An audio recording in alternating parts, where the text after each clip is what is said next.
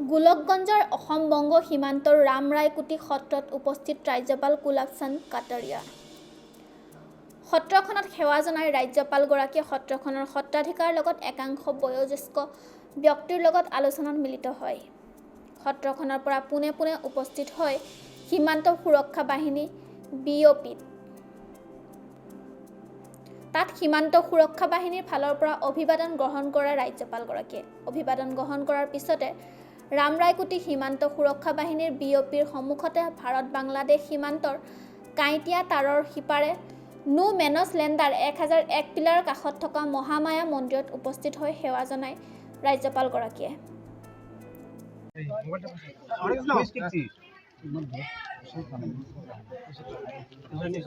मैं जब से आसाम में आया हूँ, शंकर देव के बारे में मैंने कुछ पढ़ा और कुछ जानने का प्रयास किया।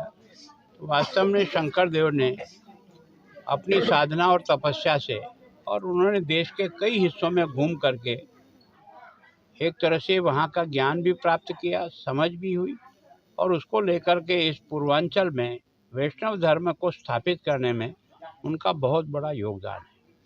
और उसके कारण से उनके जितने भी स्थान हैं वो आज की तरह से तीर्थ स्थान बन गए। लोग भी उसकी पूजा करते हैं और आने वाला व्यक्ति भी, क्योंकि शंकर देव जी का जो काम था वो इस भारतीय संस्कृति को बचाकर आपको और मेरे तक पहुंचाने का जो उनका प्रयास था, उसके लिए सारा देश उनके प्रति बहुत ही सम्मान जाहिर करता है।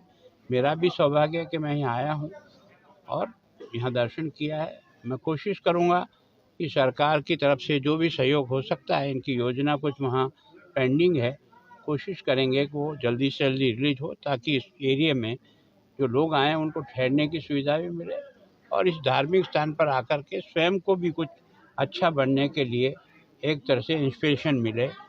इसी श्रद्धा के साथ मैं आया हूँ। मैं यहाँ के सब पुजारियों का, भक्तों का, गाँव वासियों का बहुत बहुत स्वागत और अभिनंदन करता हूँ कि उन्होंने इस दुर्गम स्थान पर भी अपनी आस्था के स्थान को इस तरह से एक तरह से आने वाले लोगों के लिए का एक सीखने के लिए जैसा भी उन्होंने तैयार कर रखा है, उसके लिए उनका अभिनंदन। আগমনীৰ পৰা ইনামুল হক চৰকাৰ ৰিপৰ্ট এনিটাইম 24। গোলকগঞ্জৰ অসম-বংগ সীমান্তৰ ৰামৰায়কুটি সত্ৰত উপস্থিত ৰাজ্যপাল কুলাব চান্দ কাটাৰিয়া। সত্ৰখনত সেৱা জনাই ৰাজ্যপালগৰাকীয়ে সত্ৰখনৰ সত্ৰাধিকাৰৰ লগত একাংশ বয়োজ্যেষ্ঠ ব্যক্তিৰ লগত আলোচনাত মিলিত হয়। সত্ৰখনৰ পৰা পোনে পোনে উপস্থিত হয় সীমান্ত সুৰক্ষা বাহিনী BOP-ত। তাত সীমান্ত সুৰক্ষা বাহিনীৰ ফালৰ পৰা অভিবাদন গ্ৰহণ কৰা ৰাজ্যপালগৰাকীয়ে। অভিবাদন গ্ৰহণ কৰাৰ পিছতে ৰামৰায়কুটি সীমান্ত সুৰক্ষা বাহিনীৰ BOP-ৰ সন্মুখতে ভাৰত-বাংলাদেশ সীমান্তৰ কাঁইটীয়া তাঁৰৰ সিপাৰে নো মেনছ লেণ্ডাৰ 1001 পিলাৰৰ কাষত থকা মহামায়া মন্দিৰত উপস্থিত হৈ সেৱা জনায় ৰাজ্যপালগৰাকীয়ে।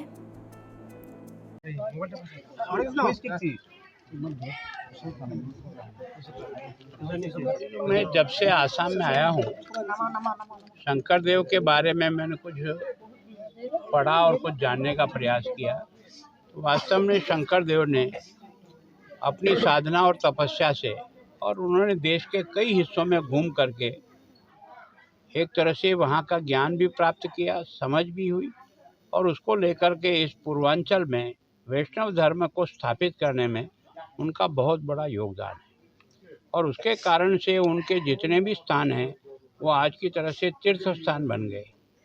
लोग भी उसकी पूजा करते हैं और आने वाला व्यक्ति भी, क्योंकि शंकर देव जी का जो काम था वो इस भारतीय संस्कृति को बचाकर आपको और मेरे तक पहुंचाने का जो उनका प्रयास था, उसके लिए सारा देश उनके प्रति बहुत ही सम्मान जाहिर करता है। मेरा भी सौभाग्य है कि मैं यहाँ आया हूँ और यहाँ दर्शन किया है। मैं कोशिश करूँगा कि सरकार की तरफ से जो भी सहयोग हो सकता है, इनकी योजना कुछ वहाँ पेंडिंग है, कोशिश करेंगे कि वो जल्दी से जल्दी रिलीज हो, ताकि इस एरिया में जो लोग आए उनको ठहरने की सुविधा भी मिले और इस धार्मिक स्थान पर आकर के स्वयं को भी कुछ अच्छा बनने के लिए एक तरह से इंस्पिरेशन मिले। इसी श्रद्धा के साथ मैं आया हूँ। मैं यहाँ के सब पुजारियों का, भक्तों का, गाँव वासियों का बहुत बहुत स्वागत और अभिनंदन करता हूँ कि उन्होंने इस दुर्गम स्थान पर भी अपनी आस्था के स्थान को इस तरह से एक तरह से आने वाले लोगों के लिए का एक सीखने के लिए जैसा भी उन्होंने तैयार कर रखा है उसके लिए उनका अभिनंदन। আগমনিৰ পৰা ইনামুল হক চৰকাৰ ৰিপৰ্ট এনিটাইম 24। গোলকগঞ্জৰ অসম বংগ সীমান্তৰ ৰামৰায়কুটি সত্ৰত উপস্থিত ৰাজ্যপাল কুলাব চান্দ কাটাৰিয়া। সত্ৰখনত সেৱা জনাই ৰাজ্যপালগৰাকীয়ে সত্ৰখনৰ সত্ৰাধিকাৰ লগত একাংশ বয়োজ্যেষ্ঠ ব্যক্তিৰ লগত আলোচনাত মিলিত হয়। সত্ৰখনৰ পৰা পোনে পোনে উপস্থিত হয় সীমান্ত সুৰক্ষা বাহিনী BOP-ত। তাত সীমান্ত সুৰক্ষা বাহিনীৰ ফালৰ পৰা অভিবাদন গ্ৰহণ কৰা ৰাজ্যপালগৰাকীয়ে। অভিবাদন গ্ৰহণ কৰাৰ পিছতে ৰামৰায়কুটি সীমান্ত সুৰক্ষা বাহিনীৰ BOP-ৰ সন্মুখতে ভাৰত বাংলাদেশ সীমান্তৰ কাঁইটীয়া তাঁৰৰ সিপাৰে নো মেনছ লেণ্ডাৰ 1001 পিলাৰৰ কাষত থকা মহামায়া মন্দিৰত উপস্থিত হৈ সেৱা জনাই ৰাজ্যপালগৰাকীয়ে।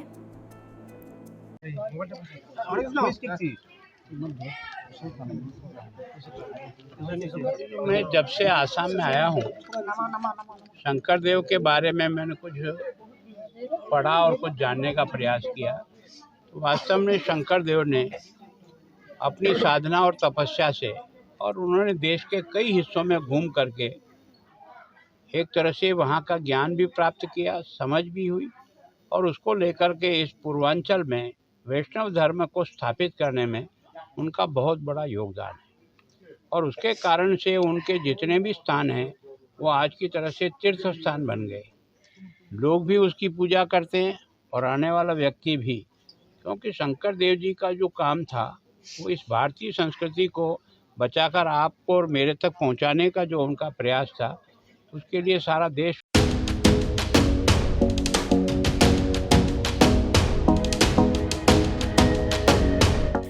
গৰমৰ দিন আপোনাৰো চুলি কুচাই হওক বা স্কিনখনেই হওক যতন লোৱাটো প্ৰয়োজনীয় নহয় জানো? লগতে হাত ভৰি যতনো খুবেই প্ৰয়োজনীয়। পিছে সমস্যাৰ কথা ক'বলৈ গ'লে শেষনো ক'ত, কিয়নো তাতোতকৈ ডাঙৰ সমস্যাটো হ'ল মেদবহুলতা, ওজন বৃদ্ধি। পিছে এই আটাইবোৰৰ সমাধান এতিয়া আপোনাৰ একেবাৰে নিচেই কাষত। আপোনাৰ কাষত বেলিচিমো ব্ৰিজ, য'ত থাকিব স্লিমিং, বিউটি, ডাৰ্মেট, লেজাৰ, পিলিং ট্ৰিটমেণ্টকে আদি কৰি ভিন্ন ফেচিলিটিজ আপোনাৰ বাবে। এই মাহে আউট ষ্টেচনৰ পৰাও আহে এস্থেটিক বিশেষজ্ঞসকল। খুব কম খৰচতে লাভ কৰক আপুনি ভুগি থকা সমস্যাৰ সকলোখিনি সুবিধা। গতিকে দেৰি কিহৰ, আজিয়ে যোগাযোগ কৰক 9395305278 অথবা 8638403507 নম্বৰত। গতিকে আজি ভিজিট কৰক গুৱাহাটী মহানগৰী ছুপাৰ মাৰ্কেট বাছ ষ্টপৰ নিচেই কাষত unique venue 5th floor opposite Assam state fire service, GS road, Guwahati.